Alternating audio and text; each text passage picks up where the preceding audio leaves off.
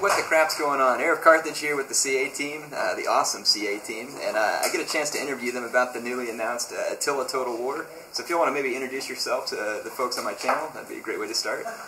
Hey, I'm Janos, Gaspar, and I'm the lead designer on Attila. Hi, I'm Starr, and I'm the principal campaign designer on Total War Attila. Cool, great. So I think the way I'd like to start off is, what was your vision, I guess, for this title and kind of the feel that you wanted to get in this game? In one word, it's apocalypse. Apocalypse, nice. So essentially, Attila Total War is the apocalyptic survival Total War. And it's mainly about destruction and desolation. Yeah, so the dawn of the Dark Ages, climate change is in effect, the world's getting colder, barbarians are moving sort of south and west, driven not only by the climate change but also from the rampaging of the Huns. Attila has not yet been born, he's going to be coming onto the scene a little way into the campaign, and yeah, so the game's really much kind of about the fall of classical civilization, really. It's the last step towards the Dark Ages, and first step towards the medieval period. Yeah, it's the dawn of the Dark Age and the birth of the new era. Nice. So it's gonna start off and then build up to this apocalyptic invasion, I guess, of the Huns for the Romans to eventually have to sail against. So I guess I'm curious, what's one of your favorite features or additions that's going to be in this game so far that I guess that you can tell us about?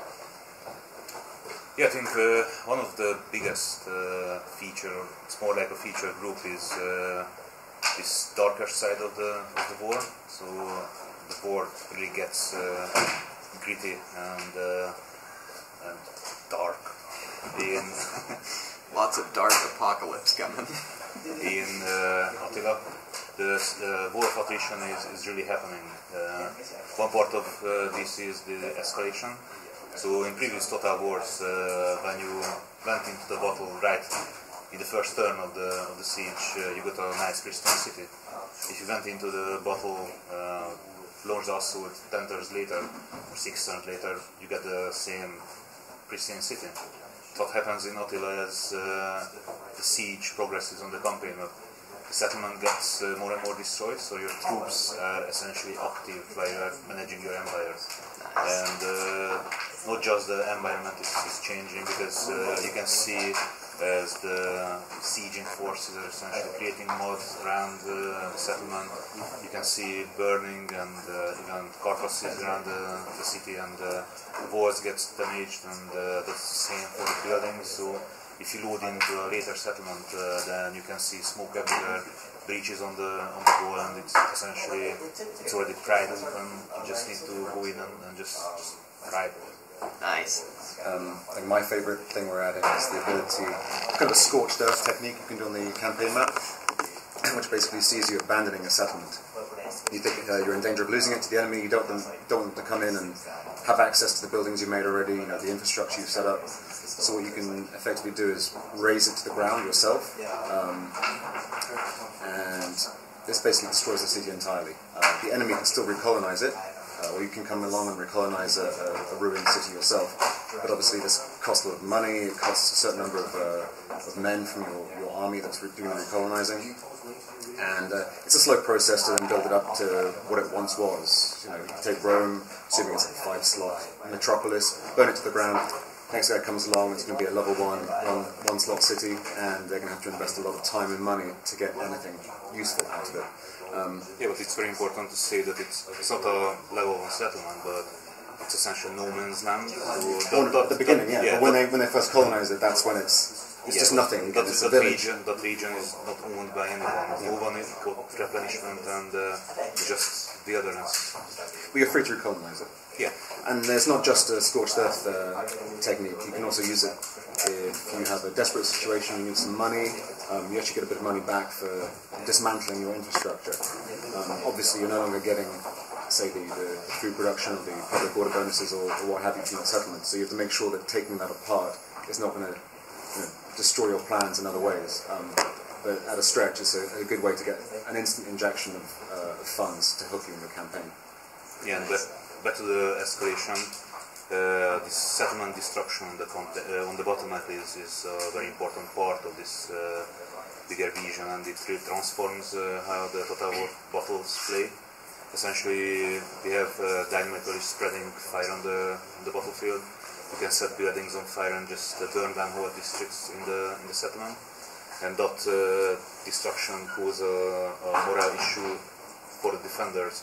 So if you burn down the whole settlement and the troops are not that disciplined, not elite units, then they might just run away and you lose the battle because your troops think that there's nothing else to defend. Nothing left to live for at that point, I guess. And this is persistent, so any damage you cause in the battlefield goes to the campaign, and your campaign settlement will gets a reduced tax output because essentially it's partially destroyed. So if the stray onager shot hits the market burns down, it's no longer there back on the campaign map at that point, or it's damaged. Well, the buildings will be damaged following a fiery battle, so once that's happened, you're going to go back, you're going to reinvest, repair, to make sure you're getting full output from your buildings, maximizing your economy. Very nice. So from a faction standpoint in Rome 2, we saw a huge number of factions and a wide variety from all over the map. Should we expect the same thing in this title? There's a big variety of factions, but there are bigger factions around, because if you think about like the period, there are three big empires present on the map: the Western Roman Empire, the Eastern Roman Empire, and the Sassanid Empire. So in number there are a bit less than in Rome 2, but the variety is big, and for the player of factions you get a similar number as in Rome 2. Awesome. Great, so it sounds like going to be a lot of variety. Campaign map, what's the scope on the campaign map we should expect as far as geography? Yeah, it's pretty huge. So it's from kind of Pillars of Hercules, the far west of Europe, all the way to sort of the border of Afghanistan, that sort of area in the east, and all the way up to the Baltic, the steppes where the Slavic tribes and the nomads came from. So scope-wise, it's similar as Rome 2, just it's a bit bigger. Yeah, a bit bigger. Awesome. More steppe. Yeah. And also we saw here a record tab when we were viewing. What do you want to say about it? I guess in just a quick summary, to me that was something I thought was exciting. So I guess what would you say the highlights from that are? Well, it lets you, basically it charts everything you achieve in a campaign. Every major thing that happens is logged in this event. You can filter it to the specific events you're interested in. It's a massive event feed. You can jump from one piece of information. So you see a battle report. Click on the name of the general. It gives you that general's personal history. It's like a filtered version of the event feed. You look at an army he's led. Click on the army name. It gives you the army's personal event feed. You can do the same provinces. You get all this information. The intention is that you can upload this to your TotalWar.com account. Share your past glories and epic failures with your buddies there. Yeah, there will be different visualization to make it more... Compare notes. This is how I destroy these guys. So basically campaign bragging rights coming your way, Attila. That's right. You see who the most decimating Attila is. Yeah, and the other thing is essentially the events that are logged are way more and way deeper than previously. Yeah. For example, dynamo choices. If you face dynamo, then that is part of your event feed, and you can see that for that event you choose that thing, and maybe that was the cause of your fall. Maybe backtrack the fall of your empire. Hopefully not falling, but it sounds like a great deal. I appreciate all answering the questions. Great. We're excited about the game. It's looking good, and I'll be bringing you all more information as it becomes available.